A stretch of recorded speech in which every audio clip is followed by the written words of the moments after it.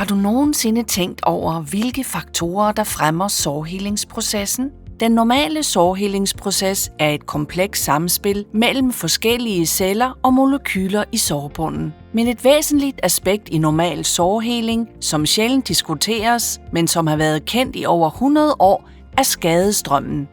Denne skadestrøm er en form for bioelektricitet, forårsaget af lækage af positivt ladede ioner, såsom natrium og kalium, gennem det beskadigede epitel. Det genererer omkring 140 mV per millimeter hos et sundt individ. Forskere har vist, at mange af processerne i sårheling er afhængige af denne skadestrøm og den bioelektriske signalisering, der er forbundet med den. Processer som celleproliferation, cellemigration og celledifferentiering er alle afhængige af bittesmå bioelektriske signaler. Cellemigration sker endda i retning af skadestrømmen.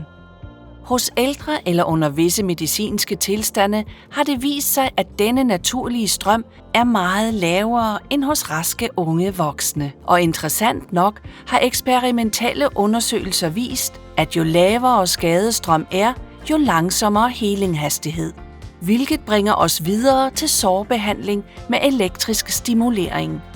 Påføring af små mikrostrømme gennem den omgivende hud og ind i sårbunden kan kickstarte den bioelektriske signalisering, der styrer sårhelingsprocessen. Mikrostrømenheder menes at gøre dette ved at øge en patients skadestrøm tilbage til mere normale niveauer. Axel Heal er en ny brugervenlig enhed, som anvender et automatiseret 12-dages program med elektrisk mikrostrømstimulering af såret og er indiceret ved behandling af smertehelende og smertefulde sår. Vi ved, at denne elektriske stimulationsterapi virker, og at det faktisk er et af de mest evidensbaserede terapiområder inden for sårbehandling. Nøglemetaanalyse viste, at sår behandlet med mikrostrøms elektriske stimulationsenheder, såsom Axel Heal som standardbehandling medfører væsentligt reduceret sårstørrelse, betydelig hurtigere heling. Metaanalyse fra Cochrane-gruppen viste, at sår behandlet med elektrisk stimuleringsterapi har næsten dobbelt så stor sandsynlighed for at hele, da sårets omfang i gennemsnit reduceres 4,6% hurtigere for hver uge.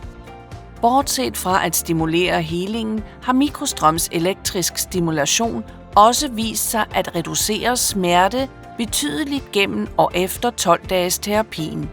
Axel Heals effekt på smerte er relateret til dets evne til at dæmpe de makrofag-medierede inflammatoriske processer. Du kan spørge, hvorfor er disse enheder ikke blevet mere udbredt indtil nu? Tidligere var sårbehandlingsapparater til elektrisk stimulering dyre, meget store og akavede at bruge, hvilket krævede flere patientture til specialklinikker. De fleste af disse enheder kunne heller ikke bruges sammen med standardbehandling, og det gjorde det vanskeligt at levere behandling. Men innovative nye enheder som Axel Heal gør sårbehandling med elektrisk stimulering langt nemmere at bruge i den daglige kliniske praksis. Så måske er det tid til at overveje denne evidensbaserede terapi i din egen praksis og tilbyde dine patienter muligheden for at opleve fordelene ved smertelindring og hurtigere sårheling med Axel Heal.